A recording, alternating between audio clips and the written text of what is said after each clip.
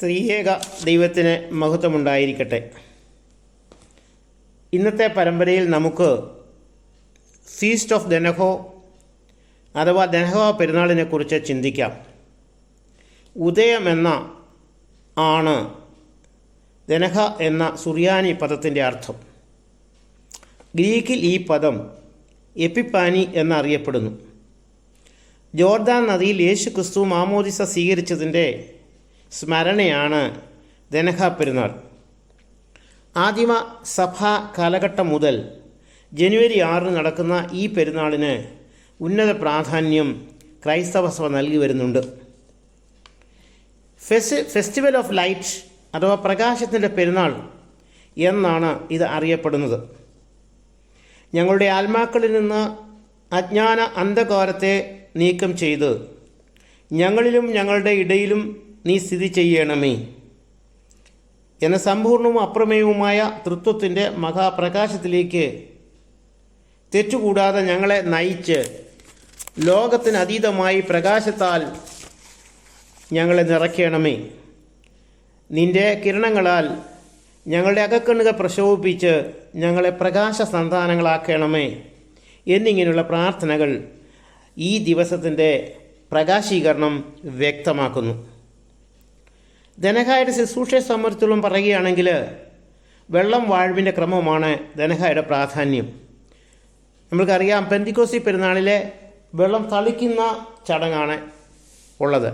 എന്നാൽ ദനഹായ്ക്കകത്ത് വെള്ളം വാഴ്ത്തി ആ വെള്ളം വിശ്വാസികൾ കൊടുക്കുന്നതായിട്ടാണ് കാണുന്നത്. 4-ാം നൂറ്റാണ്ട് മുതൽ ഈ വെള്ളം വാഴ്ത്തുന്ന രീതി തുടരുന്നതായി ചരിത്രം രേഖപ്പെടുത്തുന്നുണ്ട്. പലസ്തീനിൽ ജോർദാൻ നദിയും ഈജിപ്തിൽ നൈൽ നദിയും ചില സഭകളിൽ മറ്റ് ജലാശയങ്ങളും വാഴ്ത്തുന്ന ചടങ്ങ് നിലനിൽക്കുന്നുണ്ട്. പ്രഭാത നമസ്കാരവും തുയോബയ്ക്കും ശേഷം സാധാരണഗതിയിൽ എല്ലാവരും അംശവസ്ത്രങ്ങൾ ധരിച്ച് അഴിക്കകത്ത് സൗകര്യാർത്ഥം മധുബായിക്കകത്ത് മേശ വിരിച്ച് ഒരുക്കുന്നു.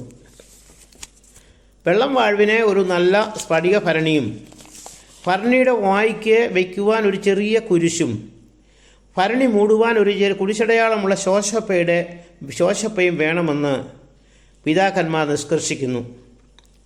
തലേ വർഷത്തെ ദനഹായുടെ ശുശ്രൂഷ വെള്ളം ബാക്കിയുണ്ടെങ്കിൽ കുടിച്ചു തീർക്കുകയോ മാമോദിസ തൊട്ടിയിൽ ഒഴിക്കുകയോ ചെയ്തതിന് ശേഷം ഭരണി വൃത്തിയാക്കി ശുദ്ധജലം നിറച്ച് മധുബഹായിൽ വയ്ക്കണമെന്ന് ശുശ്രൂഷ സംവിധാന സഹായിൽ രേഖപ്പെടുത്തിയിട്ടുണ്ട്.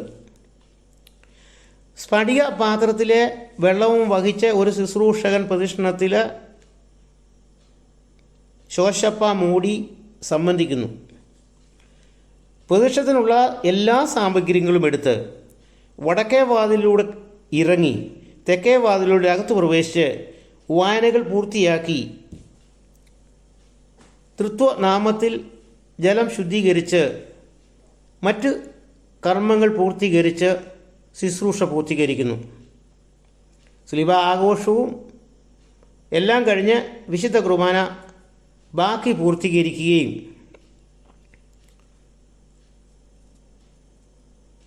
വിശ്വാസികൾക്ക് വെള്ളം നൽകുകയും ചെയ്യുന്നു.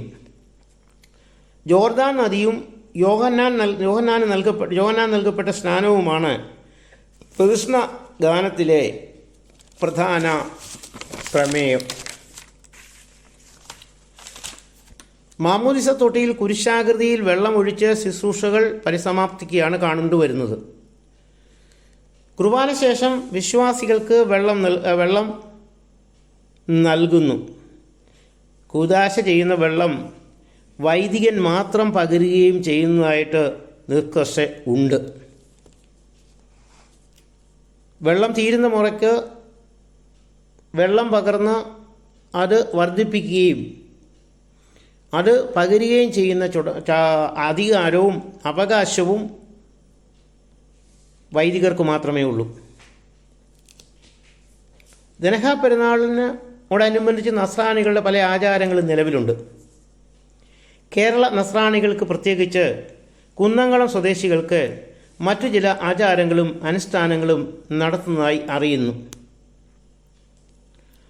വാഴപ്പിണ്ടി നാട്ടി വാതിൽമേൽ തിരികൾ കത്തിക്കുന്ന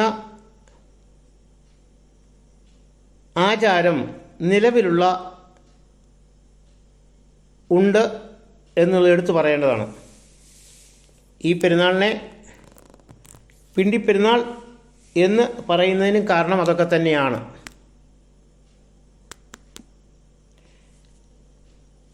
രാക്കുളി പെരുന്നാൾ എന്ന ചില ദേശങ്ങളിൽ ദർഹ പെരുന്നാളിനെ അറിയപ്പെടുന്നുണ്ട്. ദനഹായുടെ തലേ രാത്രിയിൽ പള്ളിയോട് ചേർന്നുള്ള കുളത്തിലോ മറ്റ് ജലാശയങ്ങളിലോ ആചാരാനുഷ്ഠാനങ്ങൾ കൂടി കുളിക്കുന്നതിനാലാണ് രാക്കുളി പെരുന്നാൾ എന്നറിയപ്പെടുന്നത്.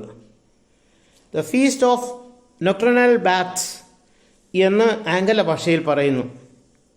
കർത്താവിൻ്റെ മാമോദിസയെക്കുറിച്ച് ഉള്ള ഈ ലഘുവിവരണം ഇവിടെ ഉപസംഹരിക്കട്ടെ. ശബ്ദങ്ങൾ എന്ന ഈ ചാനലിൽ പ്രക്ഷേപണം ചെയ്യുന്ന പരമ്പരകൾ തുടർന്നും നിങ്ങൾക്ക് ലഭിക്കുന്നതിന് വേണ്ടി സബ്സ്ക്രൈബ് ബട്ടൺ പ്രസ് ചെയ്ത് സഹകരിക്കുന്നുവെങ്കിൽ നിങ്ങൾക്ക് അവ യഥാസമയത്ത് ലഭ്യമാകും എന്ന് പറയട്ടെ. എല്ലാ അനുഗ്രഹങ്ങളും നേർന്നുകൊണ്ട് ദൈവം അനുഗ്രഹിക്കട്ടെ എന്ന് പ്രാർത്ഥിച്ചുകൊണ്ടും നിർത്തട്ടെ.